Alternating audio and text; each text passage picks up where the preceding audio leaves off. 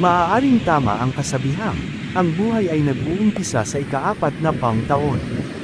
Bagamat ang buhay na nagsisimula sa ganoong taon ay karaniwang hindi naman ang inaasam-asam sapagkat sa ganoong edad madalas na lumilitaw ang mga karamdamang nagpapahirap sa katawan, katulad halimbawa ng pananakit ng likod, ng tiyan, ng dibdib, ng mga binti, mataas na presyon, malakas na pintig ng puso, nerbiyos, at marami pang iba. Hindi na yata mabilang-bilang sa dami ang mga karamdamang pumpest sa mga tao ngayong panahon. Maraming tao ang naglulastay ng kanilang kalusugan magkamit lamang ng yaman, at pagkatapos, mauubos lamang ito sa mithiing panumbalikan ang nawalang malusog na pangangatawan. Sa makatuwid, ang buhay na talagang nagsisimula sa edad na 40, ayon sa kasabihan, ay walang iba kundi ang buhay may sakit. Matapos na kumayad na parang aso at magtipid na parang langgam sa loob ng 25 taon, natutuklasan ng isang tao na malamang na magre-retiro lamang siyang kasama ang kanyang naimpok, sa loob ng isang ospital, o sa loob ng isang pagamutan ng mga nasisiraan ng bait, o dili kaya'y sa punerarya. Masyado naman yata itong napakalaking halagang dapat bayaran, nang wala namang kabuluhan. At yaon namang mga may sakit na nagpupumilit pang pahabain ang kanilang mga buhay, pati na ang kanilang paghihirap, sa pamamagitan siguro ng pag-inom ng mga iniresetang gamot na pansugpo, dumadating din sila sa panahong sawang-sawa na sila sa kanilang sakit. Hindi na siguro kinakailangang ipaliwanag pa kung ano talaga ang ibig sabihin ng salitang kalusugan, ngunit ang salitang karamdaman o sakit ay hindi pa nauunawaan ng napakarami. Ang halaga ng kalusugan ay naiintindihan lamang kung ito ay wala na. Sa makatuwid tama lamang na huwag talakayin ang isang bagay, ang kalusugan, na hindi naman natatagpuan sa marami. Mas mabuti pang talakayin na lamang ang karamdaman, sa halip na kalusugan, sapagkat marami ang mayroon nito. Inaakala natin na sapagkat ang isang tao ay nasa kanya pangmura at batang gulang, siya ay marapat lamang na magtaglay ng ibayong lakas at lusog ng katawan. Ngunit pagdating sa gulang na 40, o dili kaya'y nalampasan na ang gulang na kalahating siglo, iniisip din natin na karapat-dapat lamang na dumanas na ito ng mga sakit ng katawan. Posibleng sinasabi pa ng iba sa atin na wala nang maaaring gawin upang maiwasan ang mga karamdamang ito, kung kaya't kinakailangan na lamang na matutuhang tanggapin ang mga ito. Ang mga taong may ganitong maling paniniwala ay hindi kailanman maaring magkaroon ng malusog na pangangatawan. Ang tao na maaari lamang na maging kasinlusog ng kanyang mga iniisip. Ang sinumang nag-aasam ng makabuo ng malusog na pangangatawan ay hindi maaaring mag-isip ng ganito. Narito ang mga mungkahing praktikal sa pagbubuo ng kalusugan. 1. Palaging maging matuwid sa lahat ng pagkakataon, lalo na sa panahon ng kainan. Ang isang mabuting alituntunin ay, huwag subukang kumain kung galit, malungkot o hindi mabuti ang pakiramdam, kumain lamang kung nasisiyahan. 2. Ang pagiging kontento at pagkain ng simple ay magandang kombinasyon. Ang bawat isa ay kailangan upang magkaroon ng mabuting pantunaw, digestion. 3.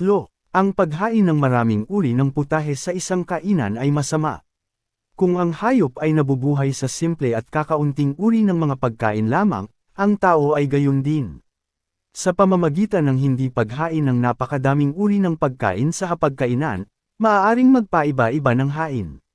Sa makatuwid, maiiwasan din ang pagiging sawa sa magkakatulad na pagkain. 4. Nguyain ng mabuti ang pagkain at iwasan din ang madalas na pagkain ng maraming taglay na starch o tinatawag na starchy foods na kung saan ay masyadong malambot. Ugaliin kumaing madalas ng mga pagkain kailangang nguyain. 5. Ang regularidad ng oras. Kainan ay mahalaga. Bilang isang alituntunin, dapat na magkaroon ng hindi kukulang sa 5 oras na pagitan sa bawat kainan. 6. Ang 3 beses na kumain sa isang araw ay karaniwang sapat na.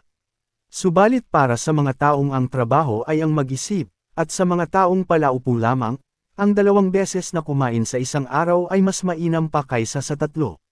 7. Ang pagkain sa gabi ay dapat na magaan lamang, at ang dapat na ihain ay yaong madaling tunawin.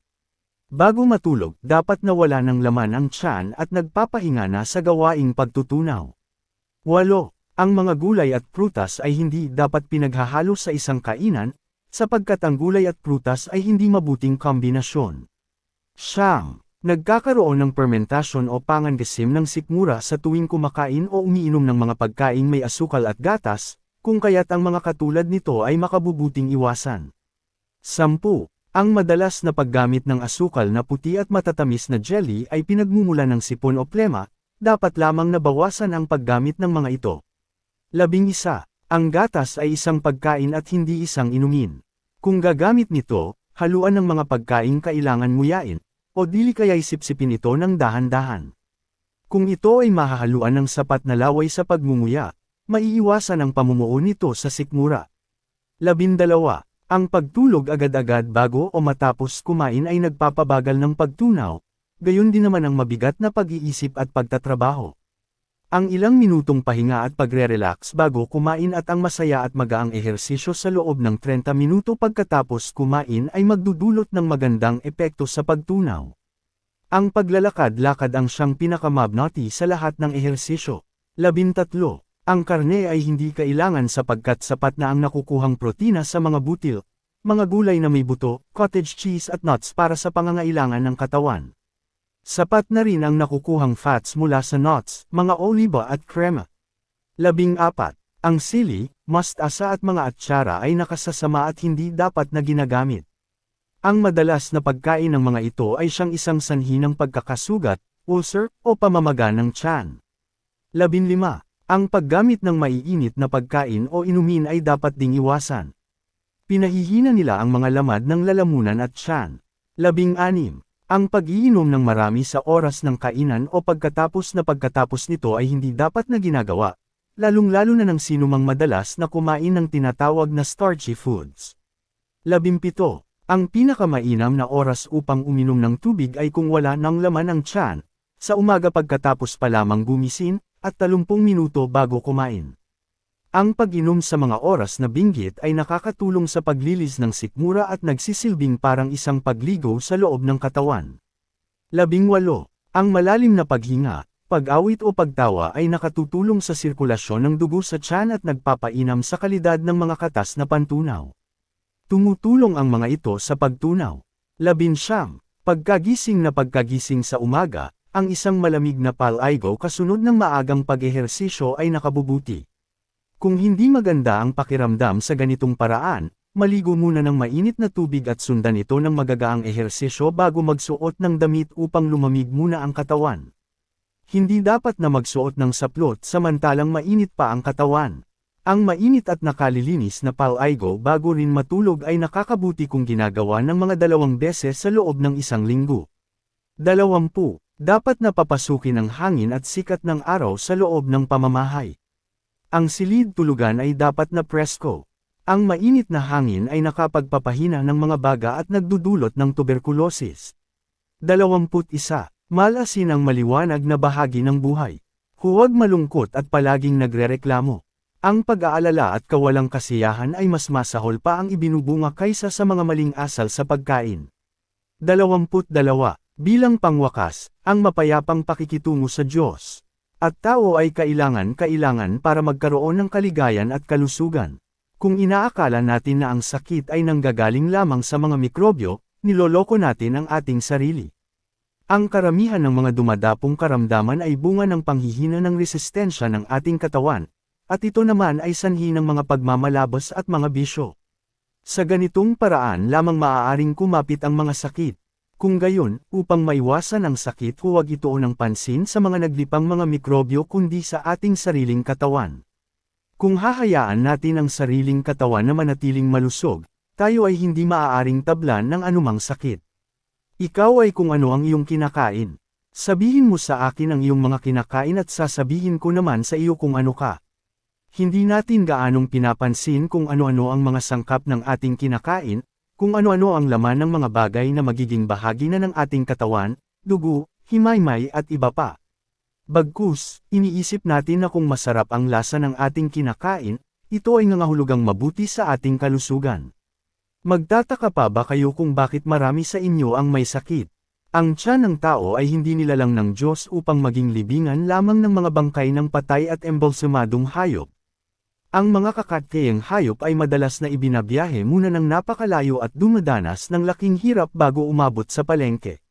Ang mga ito ay hinihila at hinahakot papalayo sa madamong pastulan, pinagsisiksikan sa masisikip na kulungan, ibinabiyahe muna ng napakatagal sa ibabaw ng maalikabok na daan ng hindi man lang siguro pinapainom o pinapakain sa buong magdamag. Kadalasang inaabot din ang mga ito ng panlalagnat sa tindi ng sikat ng araw sa pagbibiyahe hanggang sa umabot na sa kanilang pagkakatayan upang pagpiestahan lamang ng mga tao ang kanilang malalamig ng bangkay. Ang tao ay hindi namamatay, kundi pinapatay niya ang kanyang sarili. Una, dahan-dahan niyang pinapatay ang kanyang sarili sa pamamagitan ng pagkain ng mga walang sustansyang pagkain. At sa huli winawakasan niya ang ganitong uri ng kaawa-awang buhay sa pamamagitan naman ng pag-inom ng mga matatapang na gamot upang pigilin ang kanyang nararamdaman. Iisa lamang ang sanhi ng sakit ng tao, ang lason, na naggagaling din sa katawan dahil sa mga hindi kanais-nais na mga gawain at dahil sa hindi regular na pagdumi. Ang mga krimen at karamdaman ay patuloy na lumalaganap sa bawat sumusulpot na saling lahi. Ang katakawan sa mga pagkain at inumin, at ang pagbibigay hilig sa iba't ibang luho sa katawan ay nagpapamanhid sa isip ng mga tao. Imbes na maghari ang makatuwirang pamamasya, ito ay nagsisilbing alipin na lamang ng ganang pagkain o appetite. Tumitindi na ang pagnanasa at pagbibigay hilig sa mga masasarap na putahe, hanggang sa ipinagpipilitan pa ring isiksik ang mga ito sa loob ng tiyan kahit wala ng paglagyan. Ang ganang pagkain ay lalong hindi napipigilan sa tuwing may mga handaan. Ang mga masasarap na putahe ay inihahain kahit malalim na ang gabi, pagkaing karaniwan ay binubuo ng mga karneng hinaluan ng kaidaming mga pampalasa, malalagkit na sarsa, cakes, pies, ice cream, tsa, kape, at iba pa. Hindi na dapat ipagtaka kung gayon, kung bakit marami ang naninilaw at naghihirap sa sobrang paninikmura, o namumutla sapagkat ito ay bunga lamang ng ganitong uri ng pagkain. Sa bawat pagsalangsang sa mga batas ng buhay, ang kalikasan ay magpo-protesta. Sinisikap niyang tiisin ang mga pagmamalabos hanggat kaya niya, subalit sa wakas sumasapit din ang panahon ng kanyang paghihiganti, at ito ay bumabagsak hindi lamang sa katawan kundi pati na rin sa pag-iisip. Ang paghihiganti ng kalikasan ay hindi rin nagtatapos sa nagsalangsang, ang mapait na bunga ng kanyang mga pagmamalabos ay nakikita rin sa kanyang mga supling, sa makatuwid. Ang kasamaan ay naipapasa sa mga sumusunod na salinlahi. Marami ang nagtatanong, ano ang dapat gawin upang mapangalagaan ng husto ang kalusugan? Ang sagot ay ganito, tigilan mo na ang pagbibigay hilig sa iyong katakawan sa pagkain, kumain ka lamang ng simpleng pagkain, magbihis ka ng maayos at disente, magtrabaho ka ng husto lamang, at ikaw ay hindi magkakasakit. Ang kalusugan ay hindi minamana. Hindi rin ito natatamo sa pamamagitan lamang ng pag-inom ng isang mahimalang pildores, o sa pagkakaroon ng isang matagumpay na operasyon. Ang kalusugan ay isang paraan ng pamumuhay, ang pinagsamang bunga ng wastong pagkain at pag-inom, ehersesyo, ganap na pahinga, sikat ng araw, sariwang hangin, dalisay at malinis na pag-iisip at iba pa. Ang manggagamot sa hinaharap ay hindi na basta-basta magre-resete ng gamot, ngunit tuturuan na lamang ang kanyang pasyente ng pag-aalaga ng kanyang katawan, ng wastong pagkain at ng mga sanhi ng mga karamdaman at kung papaano ang mga ito maiiwasan. Hindi mo madidagdagan ang taon ng iyong buhay, subalit magagawa mong mabigyan ng buhay ang natitirang mga taon.